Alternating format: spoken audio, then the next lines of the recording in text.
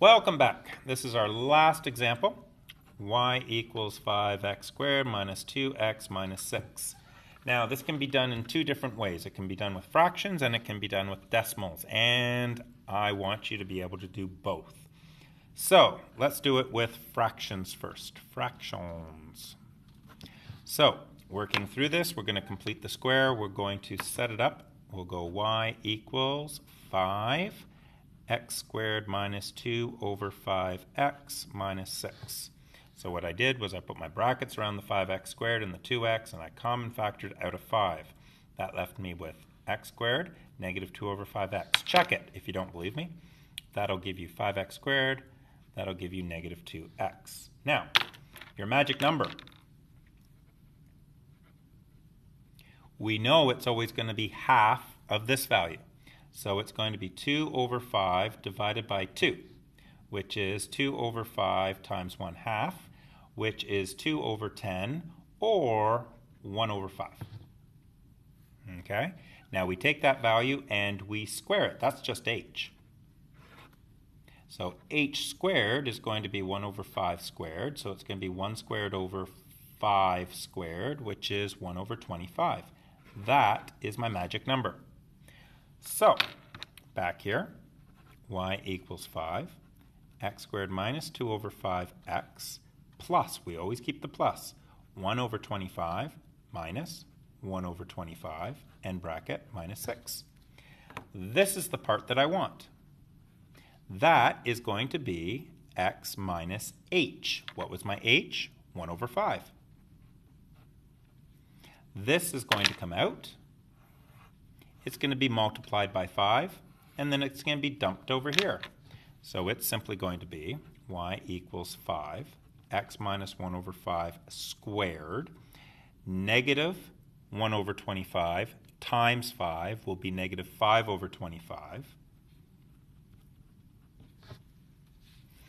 Negative 5 over 25 is going to be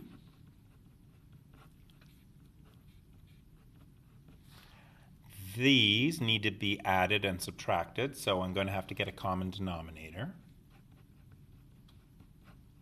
So it's going to be negative 30 minus 1 over 5. Okay, because this is over top of 1. So if I multiply the bottom by 5, I multiply the top by 5. And it's going to be 5, x minus 1 over 5 squared minus 31 over 5. And you're done. Your vertex is 1/5, negative 31 over 5.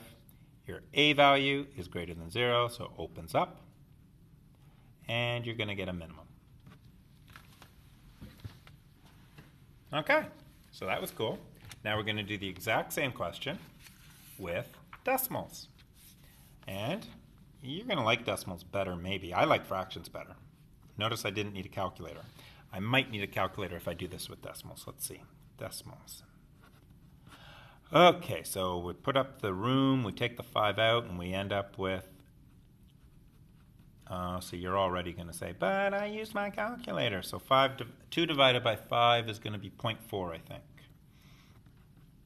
So it's x squared minus 0.4x minus 6. Half of 0.4 is going to be 0.2, so that's my h value. And so h squared is going to be 0.2 squared, which is 0.2 times 0.2. I don't trust myself anymore. I'm grabbing a calculator. I'm doing 0.2 times 0.2, 0.04. Okay, so that's my magic number. So now it's going to be 5 x squared negative 0.4x plus, we always keep the plus, minus 6. This is what I want. That is going to be, well, my h value is going to be 5x minus h, which is 0.2 squared. Now this comes out, gets multiplied by 5, and gets dumped over here. So this times 5 is going to be 0.2. So it's negative 6 minus 0.2. So it's 5 x minus 0.2 squared negative 6.2. Now let's see what I had before.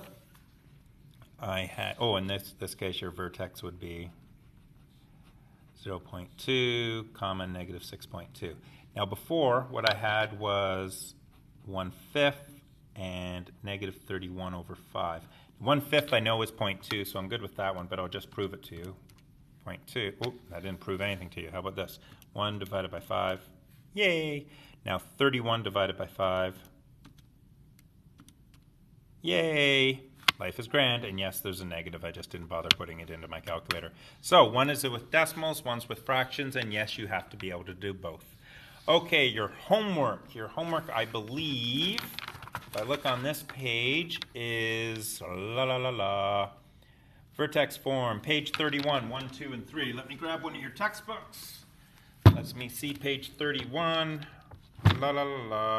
72, 40, 32, 31, and it says 1, 2, 3. Complete the square and determine the vertex. And 1, 2, 3 are great. And that's your homework. Do them all. See you soon. Bye.